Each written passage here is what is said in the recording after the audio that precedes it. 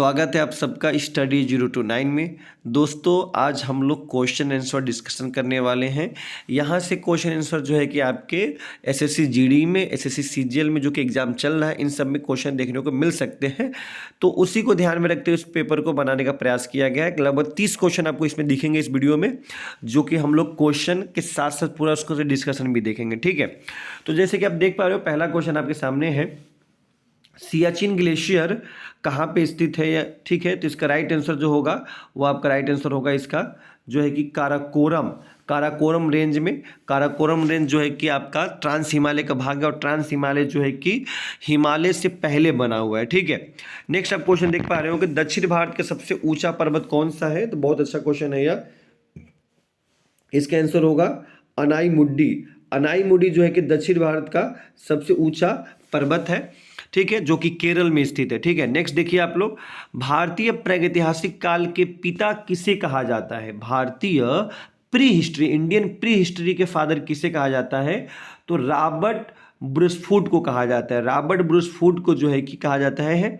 इन्होंने मद्रास के पोलावरम में कई सारे पूरा प्रसारणकालीन औजारों की खोज की थी, जिसमें आपका हैंड एक्स, हाथ से चलाने वाली कुल्हाड़ी थी, तो इसलिए इन्हें जाना जाता है रॉबर्ट ब्रूसफूट को। ठीक है, नेक्स्ट देखते हैं हम लोग क्वेश्चन, निम्नलिखित में से कौन सा विषय राज्य सूची में है।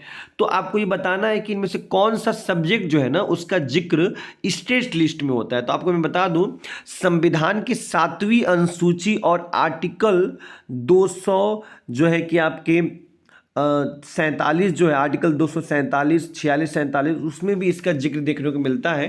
तो जैसे कि आर्टिकल शेड्यूल 7 में संघ सूची, राज्य सूची और समवर्ती सूची का उल्लेख मिलता है आपको। यूनियन लिस्ट में आपको 100 सब्जेक्ट देखने को मिलेंगे, और स्टेट लिस्ट में 61 सब्जेक्ट देखने को मिलेंगे, और कॉन्करेंट लिस्ट जिसे हम लोग समवर्ती सूची कहते हैं, जो कि ऑस्ट्रेलिया के संविधान से ली गई थी, उसमें 52 सब्जेक्ट दिए गए हैं। ठीक है, तो जनगणना यह आपका मिलेगा आपको सेंट्रल लिस्ट में, यूनियन लिस्ट में।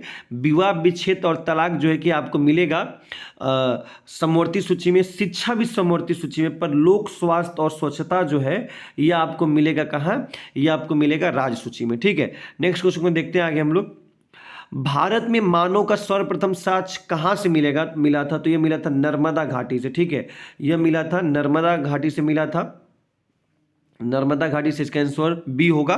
नेक्स्ट देखते हैं क्वेश्चन आप लोग, वायुमंडल के किस मंडल में उल्का पिंड जलकर नष्ट हो जाती है। तो इसका आंसर होगा मीजोस्फीयर, मध्य मंडल।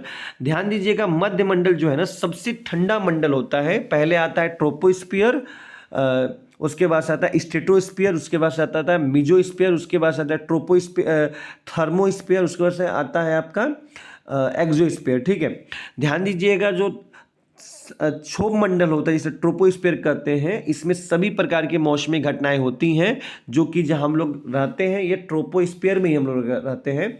उसके बाद से जो समताप मंडल आता है, उसमें ओजोन लेयर पाया जाता है। ठीक है, जो कि आपको अल्ट्रावायलेट किरणें से बचाता है, और हम लोग को कहीं ना कहीं मतलब जो पैरावैग्निक किरणें तो उन्हें बचाने का कार्य करता है, उनसे हम लोग को बचाने का काम करता है। ठीक है, नेक्स्ट देखते हैं, अवशिष्ट शक्तियां, इसको इंग्लिश में बोलते हैं रेजिड्यूरी पावर, कहाँ से ली गई है। तो इसका राइट आंसर होगा कनाडा। कनाडा से जो है कि रेजिड्यूरी पावर ली गई है। ध्यान दीजिएगा कि जो अवशिष्ट शक्तियाँ होती हैं उसका जिक्र हमारे यहाँ किया गया है, और उसके मतलब इसमें जो है कि हमारे सेंट्रल गवर्नमेंट को ये दिया गया, केंद्र को दिया गया है। अवशिष्ट शक्तियों का मतलब ये हुआ कि जिसका जिक्र संघ सूची में, राज्य सूची में, समवर्ती में नहीं, उसका जिक्र अवशिष्ट शक्तियों में होगा। ठीक है, ध्यान दीजिएगा, कनाडा के संविधान से ली गई थी। हालांकि 1935 के अधिनियम के समय यह पावर राज्यपाल के, जो गवर्नर जनरल होता था, उनके हाथ में था। ठीक है, नेक्स्ट देखते हैं क्वेश्चन हम लोग, द व्हाइट टाइगर पुस्तक के लेखक कौन है। तो इसके लेखक जो है कि अरविंद अडिगा है। अरविंद अडिगा काफ़ी फेमस बुक है इनकी, इस पे फिल्म भी बन चुका है, जिसमें प्रियंका चोपड़ा और राजकुमार राव ने इस पे काम किया है। ठीक है, नेक्स्ट क्वेश्चन को देखते हैं आगे जी। आप देख सकते हैं इसमें नेक्स्ट है, राजर्षि के नाम से जाना जाता है। तो राजर्षि के नाम से पुरुषोत्तम दास टंडन जी को जाना जाता है, पुरुषोत्तम दास टंडन जी को जाना जाता है। राजेंद्र प्रसाद, जयप्रकाश नारायण, चित्तरंजन दास को नहीं कहा जाता है, पुरुषोत्तम दास टंडन जी को जाना जाता है। ठीक है, ध्यान दीजिएगा हमारे यहाँ यूपी में एक राजश्री टंडन विश्वविद्यालय भी है जो ओपन यूनिवर्सिटी के रूप में काम करती है, वो इन्हीं के नाम से बना हुआ है। ठीक है, नेक्स्ट देखते हैं विधानसभा में अधिकतम सदस्यों की संख्या कितनी होती है। ये क्वेश्चन पूछ रहा है how many maximum seat of या मैक्सिमम स्ट्रेंथ ऑफ विधानसभा। तो जो राज्यों में जो विधानसभा होती है, भारत के 28 राज्य प्लस 2 केंद्र शासित प्रदेशों में विधानसभा है, तो यहाँ पे आपको 500 सीटें देखने को मिलेंगी। इसके साथ साथ मैं बता दूं विधानसभा में न्यूनतम सीटों की संख्या जो है कि 60 होती है, हालांकि सिक्किम में कम होती है, सिक्किम में लगभग 33 नियर अबाउट होती है। ठीक है, ये मैं एक चीज़ और बता दूं आप लोग को कि जो विधान परिषद होता है ना, उसमें मिनिमम संख्या होती है 40 विधान परिषद, जो कि इंडिया के 6 राज्यों में है विधान परिषद। कौन कौन? यूपी, बिहार, महाराष्ट्र, कर्नाटका, आंध्र प्रदेश और तेलंगाना में ही विधान परिषद है। ठीक है, आगे बढ़ते हैं, नेक्स्ट क्वेश्चन देखते हैं। 1857 की क्रांति का औपचारिक शुरुआत कहाँ हुआ था? तो इसका शुरुआत हुआ था मेरठ से। ठीक है, 10 मई 1857 को इसका शुरुआत मेरठ से हुआ था। ठीक है, हालांकि आपको पता होना चाहिए कि बैरकपुर छावनी में मंगल पांडे ने अपने अधिकारियों की हत्या कर दी, उससे इसकी शुरुआत मानी जाती है, पर इसकी औपचारिक शुरुआत मेरठ से हुई थी। ठीक है, नेक्स्ट देखते हैं क्वेश्चन। मेंडलवियम इस तत्व का एटॉमिक नंबर क्या होता है? तो इस तत्व का एटॉमिक नंबर जो है कि 101 होता है। यह भी क्वेश्चन आजकल सीजीएल में पूछे जा रहे हैं। सीजीएल में यूरेनियम, अमेरिकियम ऐसे तमाम एलिमेंट है जो कुछ नामों पे दी गई है, जैसे आइंस्टीनियम है। तो इन सबको आपको एटॉमिक नंबर याद रखनी चाहिए। ठीक है, तो प्लीज़ इसे एक बार जरूर देख कर जाइएगा आप लोग, सीजीएल में जो लोग भी एग्जाम देने जा रहे हैं। नेक्स्ट देखते हैं विधवा विवाह समाज के संस्थापक कौन थे? तो विधवा विवाह समाज के संस्थापक जो है कि आपको मैं बता दूं विष्णु शास्त्री पंडित थे। इन्होंने इसकी स्थापना 1850 में की थी। ठीक है, विधवा विवाह समाज की। हालांकि ईश्वरचंद विद्यासागर ने 1856 में विडो रीमैरिज एक्ट बनवाने का प्रयास किया, जो कि उस समय के गवर्नर लॉर्ड कैनिंग ने इसको बनवाया था। ठीक है, तो अगर आपसे पूछे कि विधवा विवाह समाज के संस्थापक कौन है, तो आप कहेंगे विष्णु शास्त्री पंडित।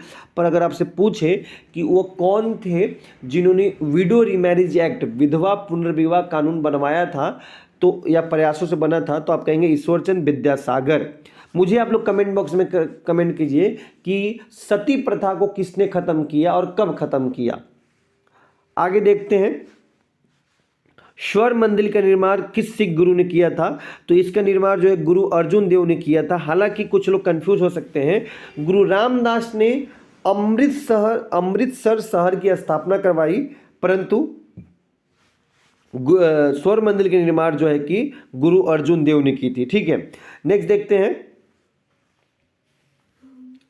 अष्टदिग्गज किसके दरबार में थे? तो अष्टदिग्गज दक्षिण भारत के महान शासक कृष्णदेव राय के दरबार में थे।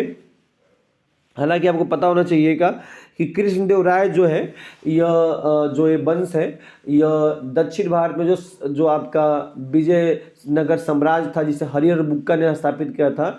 तो विजयनगर साम्राज्य में 5 वंश थे, तो उसी में से एक वंश में से थे। ठीक है, जिसका नाम तुलुक वंश बोला जाता है। नेक्स्ट देखते हैं आगे। लौटते हुए मानसून से वर्षा होती है। तो लौटते हुए मानसून से वर्षा भारत के तमिलनाडु में होती है। बेसिकली आपको नवंबर, दिसंबर, जनवरी के महीने में देखने को मिलती है। तो इस समय तमिलनाडु में जो है कि बाढ़ आ जाते हैं। नेक्स्ट देखते हैं क्वेश्चन। थोड़ा सा आज मेरा तबीयत ठीक नहीं है, हल्का हल्का हमें भी जो है कि क्या बोलते हैं, सर्दी वर्दी हो गई है, आजकल मौसम चल रहा है, आप लोग भी अपना ख्याल रखें। ठीक है, नेक्स्ट देखते हैं किस घटना के कारण साबुन के बुलबुले रंगीन दिखाई देते हैं? तो इसका आंसर होगा व्यतिकरण, प्रकाश का व्यतिकरण से इंटरफेरेंस ऑफ लाइट भी बोला जाता है। इसके कारण ही जो है कि साबुन के बुलबुले रंगीन दिखाई देते हैं। ठीक है, नेक्स्ट देखते हैं नाबार्ड, जो कि मोस्टली एग्रीकल्चर और रूरल डेवलपमेंट में लोन देने का काम करता है। ठीक है, बेसिकली यह कोऑपरेटिव संस्थाओं और जो है कि रीजनल रूरल बैंक को रेगुलेट करता है। तो इसकी स्थापना जो है कि 12 जुलाई 1882 को हुई थी बी शिवारमन कमेटी की सिफारिश पर, बी शिवारमन कमेटी की सिफारिश पर। और ध्यान दीजिएगा उस समय भारत में 6 ईयर प्लान चल रहा था, छठा पंचवर्षीय योजना चल रहा था। और एक चीज मैं और बता दूं, उस समय देश में पीएम इंदिरा गांधी जी थी। ठीक है, नेक्स्ट देखते हैं तीसरा सत्याग्रही कौन थे। ध्यान दीजिएगा 1940 में गांधी जी ने व्यक्तिगत सत्याग्रह की शुरुआत की थी महाराष्ट्र के मतलब पवनार नामक जगह से। ठीक है, तो उसमें पहले सत्याग्रही थे विनोबा भावे, दूसरे थे जवाहरलाल नेहरू और तीसरे थे ब्रह्मदत्त। इसमें पूछ रहा है आपका तीसरा कौन था, तो आपका आंसर होगा ब्रह्मदत्त। ठीक है, ब्रह्मदत्त। नेक्स्ट देखते हैं अनुच्छेद 43B को किस संशोधन के द्वारा संविधान में जोड़ा गया। तो इसका राइट आंसर होगा 97वां संविधान संशोधन 2011। तो 97 अमेंडमेंट 2011 के माध्यम से 43B को जोड़ा गया था। और इसमें जो है कि सहकारी समिति कोऑपरेटिव संस्थाओं के बनाने की बात की गई, जो कि राज्य का कर्तव्य होगा कि राज्य जो है कि कोऑपरेटिव कमेटी को बढ़ावा देगा और उनकी स्थापना करवाएगा, उसकी बात बताई गई है। ठीक है, नेक्स्ट देखते हैं कैस्पियन सागर, जो कि आपको पता होना चाहिए कि खारे पानी की सबसे बड़ी झीलों में से एक है। ठीक है, तो कैस्पियन सागर आपको जो है कि कहाँ देखने को मिलेगा, एक्चुअली पूछ रहा है किस देश की सीमा इससे नहीं लगती है। तो ध्यान दीजिएगा रूस, अजरबैजान, ईरान और भी 2 ऐसे देश हैं जो इसकी सीमा लगती है, पर उज्बेकिस्तान से इसकी सीमा नहीं लगती है। तो इसका राइट आंसर होगा डी। ठीक है, नेक्स्ट देखते हैं निम्नलिखित में से किसने एंथ्रॉक्स के खिलाफ टीके की खोज की थी। तो इसका आंसर होगा लुई पाश्चर। लुई पाश्चर ने जो है कि एंथ्रॉक्स के खिलाफ टीके बनाया था, ये मतलब जो है कि वैक्सीन बनाने का काम किया था लुई पाश्चर ने। लुई पाश्चर काफ़ी इंपॉर्टेंट, इन्होंने रेबीज के भी टीका बनाया था, रेबीज बीमारी का टीका बनाया था। तो काफ़ी इनका नाम फेमस है। ठीक है, तो आपको याद होना चाहिए। ध्यान दीजिएगा रॉबर्ट कोच ने सबसे पहले बताया था कि एंथ्रॉक्स जो रोग होते हैं जो जानवरों में होता है वो एक बैक्टीरिया के द्वारा होता है। हालांकि इन्होंने ही द जर्म थ्योरी भी दी थी। ठीक है, the germ theory of disease भी दी थी। हालांकि एडवर्ड जेनर को फादर ऑफ इम्यूनोलॉजी भी कहा जाता है, क्योंकि इन्होंने प्रतिरक्षा तंत्र से रिलेटेड तमाम काम किए थे, इसलिए इन्हें फादर ऑफ इम्यूनोलॉजी भी कहा जाता है एडवर्ड जेनर को। नेक्स्ट देखते हैं हम लोग बृहदेश्वर मंदिर किस राज्य में स्थित है जिसमें चोल वास्तुकला है और जिसे सम्राट राजराज द्वारा बनाया गया था। तो इसका राइट आंसर होगा तमिलनाडु। तमिलनाडु के जो है कि एक जगह है वहीं पे इसकी स्थापना की गई थी। ठीक है, जिसको काफ़ी फेमस है और वैसे भी चोल वंश काफ़ी फेमस है दक्षिण भारत में, तमिलनाडु में। ठीक है, नेक्स्ट देखते हैं नेक्स्ट क्वेश्चन है थोड़ा करंट से है, आप लोग देखिए निम्नलिखित में से किसे 2022 में लिबर्टी मेडल सम्मानित किया गया था। तो यूक्रेन के राष्ट्रपति जो है वोलोदिमीर जेलेंस्की, उनको दिया गया है। ठीक है, नेक्स्ट दिख रहा है प्रकाश संश्लेषण द्वारा हरे पौधे पैदा करते हैं क्या। तो कार्बनिक द्रव मतलब कार्बनिक मटेरियल पैदा करते हैं, ऑर्गेनिक मटेरियल। ठीक है, नेक्स्ट है टाइफाइड और कॉलरा विशिष्ट उदाहरण है किसका। तो जो ये वाटर कंटिमिनेटेड रोग है, मतलब जो वाटर से रिलेटेड बीमारी होती है, मतलब जल से होने वाली बीमारियां होती हैं, अगर आप दूषित जल पी लोगे गलती से भी तो आपको ये बीमारी हो सकती है। नेक्स्ट है आनुवंशिकता के जनक के रूप में विख्यात वैज्ञानिक कौन है। तो ये है ग्रेगोरियन जे मेंडल, काफ़ी फेमस वैज्ञानिक है यह। इन्होंने जेनेटिक्स के बारे में बताया था। ठीक है, जेनेटिक्स के बारे में बताया था। ध्यान दीजिएगा एक चीज़ और, जेनेटिक्स की यूनिट क्या होती है। तो वो होती है जीन। अगर आपसे कोई पूछे कि जेनेटिक्स की यूनिट क्या होती है, आनुवंशिकता की इकाई क्या होती है, तब कहेंगे जीन। जीन जो है कि डीएनए के अंदर होता है। ठीक है, और सभी जीन हर वर्ग के लिए रिस्पॉन्सिबल होता है, हर स्पेस अलग अलग कार्य के लिए रिस्पॉन्सिबल होता है जीन। ठीक है, तो आनुवंशिकता के जनक कौन है। तो जे मेंडल, ग्रेगोरियन जॉन मेंडल। और इन्होंने मटर पी को लेकर अपना एक्सपेरिमेंट किया था, मटर के दाने को लेकर इन्होंने अपना एक्सपेरिमेंट किया था। ठीक है, नेक्स्ट दिख रहा है प्रकृति में सबसे सशक्त बल कौन सा है। तो यह बल है आपका नाभिकीय बल। एक्चुअली नाभिकीय बल इसलिए है क्योंकि न्यूट्रॉन और प्रोटॉन में नाभिकीय बल ही होते हैं, जिसकी वजह से वो एक साथ बंधे होते हैं। नेक्स्ट दिख रहा है इंडोस्कोप, जो कि आपके पेट आपके मुंह के माध्यम से एक दवा, एक तरह का एक क्या बोल सकते हैं, एक ऑपरेटस होता है, एक जिसके माध्यम से आपके मुंह के माध्यम से आपके पेट में जो भी प्रॉब्लम होती है उसको देखा जा सकता है। तो इसमें प्रकाश का पूर्ण आंतरिक परिवर्तन का उपयोग किया जाता है। इसका आंसर सी होगा। ठीक है, total internal reflection of light. Next question है ध्वनि का तरत्व किस पर निर्भर करता है? तो यह निर्भर करता है आवृत्ति पर। ठीक है, आवृत्ति पर निर्भर करता है। तो चलिए दोस्तों, मैं आशा करता हूँ कि आपको ये सभी क्वेश्चन काफ़ी अच्छे लगे होंगे और काफ़ी अच्छे हैं भी ये क्वेश्चन। तो आप इस सभी क्वेश्चन को ध्यान से देखें, समझे, जाने। और अगर वीडियो अच्छा लगे तो आप इसको लाइक करें, सब्सक्राइब करें और अपने दोस्तों को चैनल शेयर भी करें। ठीक है, चैनल भी शेयर करें और वीडियो की लिंक भी शेयर करें और लोगों को बताएं।